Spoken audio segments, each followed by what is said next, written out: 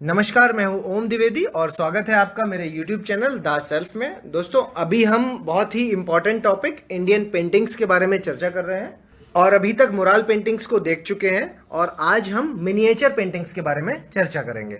Miniature शब्द Latin भाषा के मिनियम शब्द से डिराइव किया गया है, जिसका मतलब होता है लाल रंग का शीशा, यानी रेड लेड पेंट। इस पेंट का प्रयोग पुनर्जागरण के समय में प्रबुद्ध पांडुलिपियों को बनाने में, यानी इल्यूमिनेटेड मैन्युस्क्रिप्ट्स को बनाने में किया जाता था। और जनरली लोग इससे मिनिमम शब्द से कंफ्यूज कर देते हैं, जिसका मतलब छोटा यानी साइज से होता है, लेकिन ये शब्द लैटिन भाषा का है।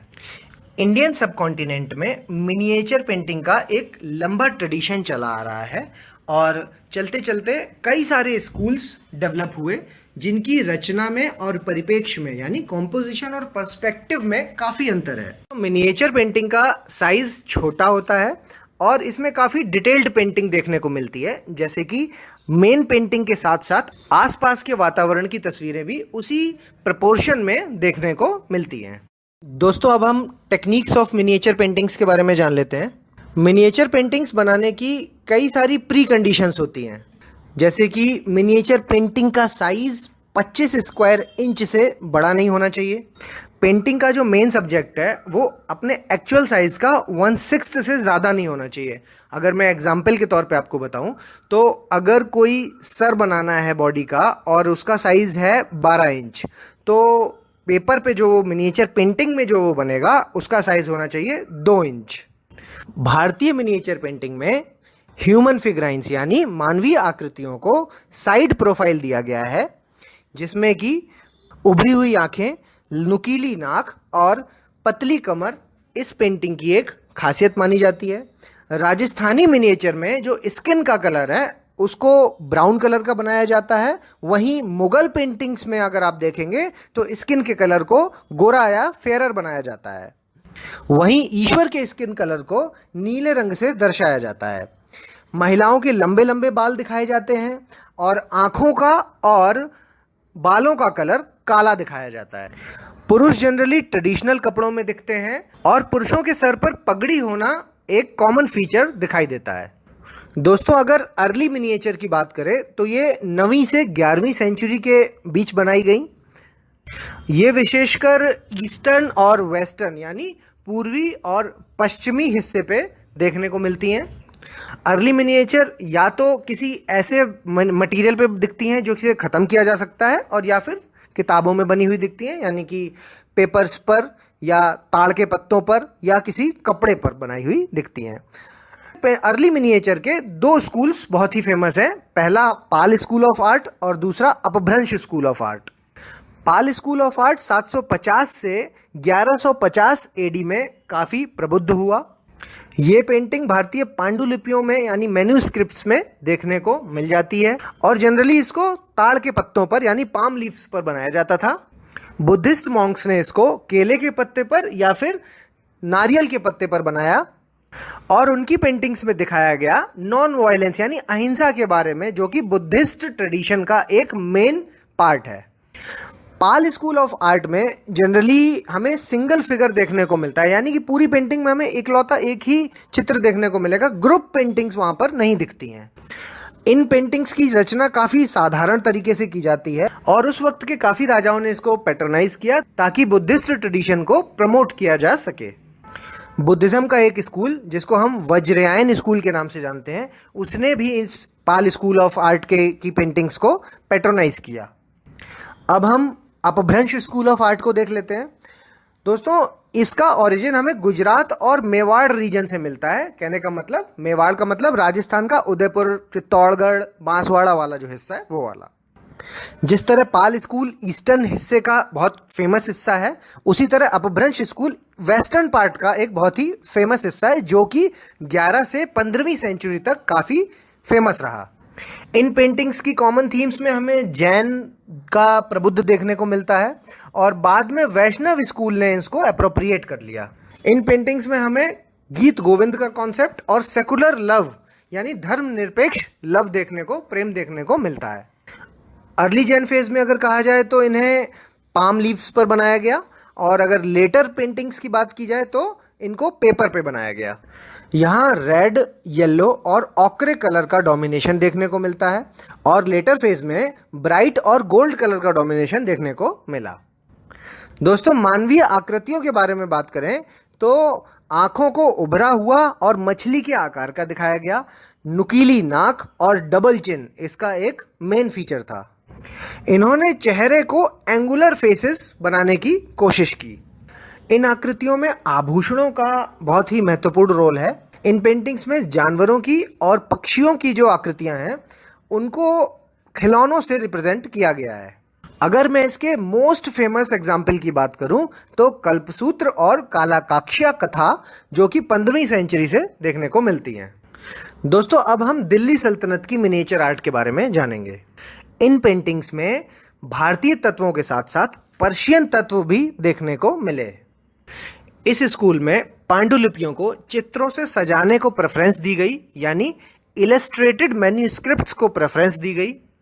और अगर मैं एग्जाम्पल की बात करूं तो मांडू के राजा नासिर शाह का निमित्तनामा पेंटिंग काफ़ी फेमस हुआ। इस पेंटिंग में हमें पर्शियन स्टाइल और हमारी स्वदेशी स्टाइल यानी इंडिजीनियस और पर्शियन स्टाइल दोनों का सिंथेसिस यानी मिश्रण देखने को मिलता है। दोस्तों, अब हम पेंटिंग के सबसे इंपॉर्टेंट काल के बारे में बात करेंगे, जिसे हम कहते हैं मुगल काल, जिसमें पेंटिंग को एक अलग ही पहचान मिली जो कि आज तक फेमस है और उसे कोई रिप्लेस नहीं कर पाया। इस पेंटिंग की अपनी एक डिस्टिंक्टिव स्टाइल है और इसमें भी पर्शियन एलिमेंट देखने को मिलता है। यहाँ पर रंगों में, थीम्स में और फॉर्म्स में चेंजेस देखने को मिलते हैं। अभी तक हम लोगों ने देखा कि ईश्वर को ग्लोरीफाई करने की यानी ईश्वर की बढ़ाई करने की बजाय अब राजा की बढ़ाई करने पर, उसको ग्लोरीफाई करने पर, उसके जीवन काल को ग्लोरीफाई करने पर ज़्यादा फोकस दिया गया। इन पेंटिंग्स में शिकार के सीन यानी हंटिंग सीन, हिस्टोरिकल इवेंट्स यानी कोई पौराणिक इवेंट कुछ हुआ है उसकी पेंटिंग्स, और कोर्ट से संबंधित पेंटिंग यानी कि दरबार की पेंटिंग्स बनाने पर ज़्यादा फोकस दिया गया। इन पेंटिंग्स को इनके रंग भरने के कारण, जिस प्रकार से रंग इसमें भरे गए, जिस तरह के रंग इसमें देखने को मिलते हैं, उसके कारण इसको एक यूनिक पहचान मिली है। पेंटर्स को उनकी एक्यूरेसी के कारण भी जाना गया और रिलीजियस थीम्स को छोड़ करके मुगल्स को हमने उनकी डाइवर्स थीम के कारण उन पेंटिंग्स को जाना। हालांकि मुगल्स ने सिर्फ मिनिएचर पेंटिंग्स ही बनाई, मगर उनकी बनाई हुई मिनिएचर पेंटिंग, उस काल की बनाई हुई मिनिएचर पेंटिंग सारे विश्व में यूनिक और अतुलनीय है। मुगल काल में एक नई टेक्निक की इजाद की गई जिसको कहा गया टेक्निक ऑफ फोर साइटेडनेस यानी दूरदर्शिता की टेक्निक। तो इस टेक्निक को अगर मैं एक्सप्लेन करूं तो ऑब्जेक्ट्स को यानी कि जिस चीज़ को बनाया जा रहा है वो अगर दूर बनाई गई है तो उसको इस तरह से बनाया जाता था कि वो पेंटिंग्स में कागज पे बनने के बाद बहुत ही पास दिखती है। और अगर मैं एक शब्द में कहूं तो डिस्टेंस फैक्टर इसका मेन कंपोनेंट है। दोस्तों, जैसा कि हम जानते हैं, मुगल्स के पहले शासक बाबर भारत में आए और मुगल डायनेस्टी की स्थापना की।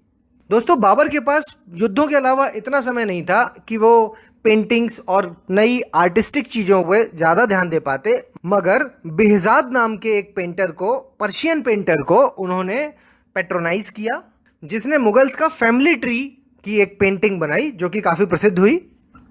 बाबर के बाद अगले शासक हुमायूं बने और हुमायूं का पेंटिंग्स के साथ साथ स्थापत्य कला में भी काफ़ी रुझान था।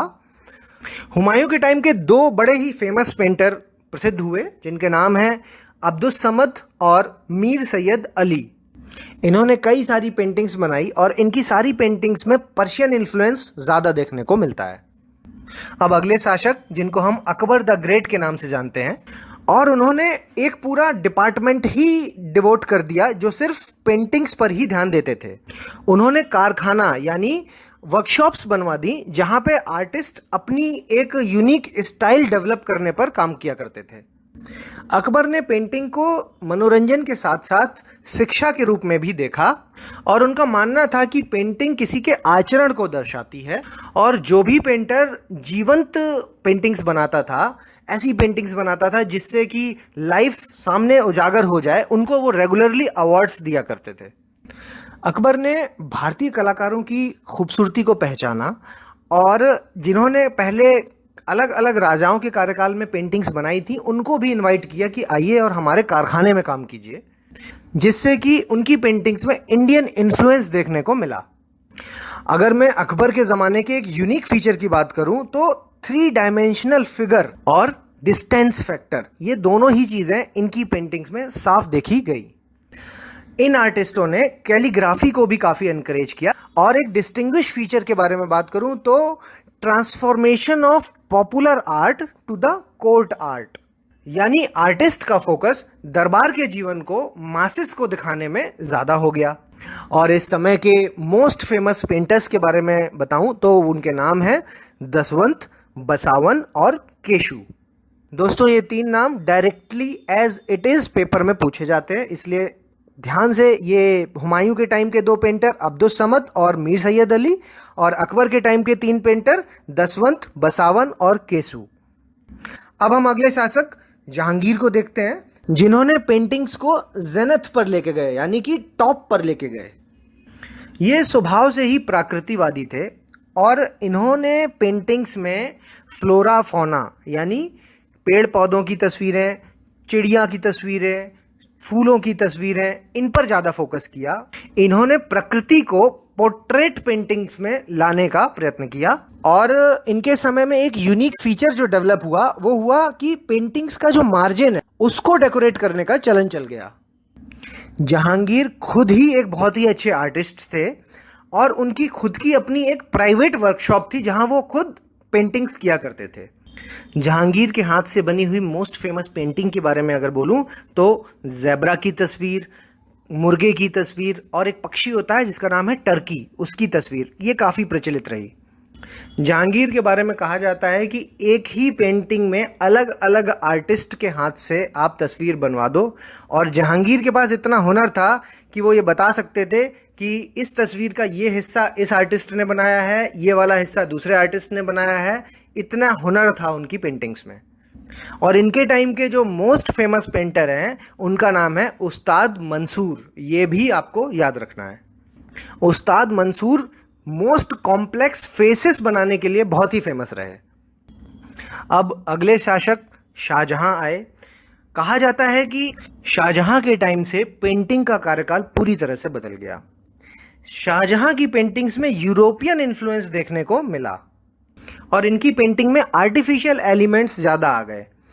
एक शब्द में कहूँ तो शाहजहां पेंटिंग में कुछ खास रुचि नहीं रखते थे और इनका ज़्यादातर फोकस स्थापत्य कला की ओर था। इन्होंने पेंटिंग की पुरानी तकनीक को ही बदल दिया। इनके टाइम पे स्केचेस काफ़ी बनाए गए पेंसिल्स का प्रयोग करके, और पेंट करने के लिए इन्होंने चारकोल का प्रयोग करना शुरू कर दिया। इन्होंने ऑर्डर दिया कि पेंटिंग्स में जो गोल्ड और सिल्वर के ऑर्नामेंट्स बनाए जाते हैं उनको हाईलाइट जरूर किया जाए।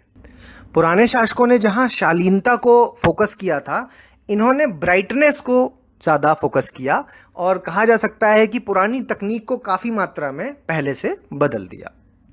दोस्तों, मेरे अगले पार्ट में मैं आपको रीजनल स्कूल ऑफ आर्ट्स के बारे में बताऊंगा, जिसमें हम Rajasthani school of art, Mewar school of art, Kishangarh school of art, Bundi school of art, Amer Jaipur school of art, Marwar school of art, Bikaner school of art, Pahari school of art, Kangra school of art, Basohli school of art के बारे में देखेंगे। अब तक अगर मेरी बात आपको समझ आ रही है तो प्लीज़ लाइक, सब्सक्राइब और शेयर ज़रूर कर दीजिएगा। तब तक के लिए धन्यवाद।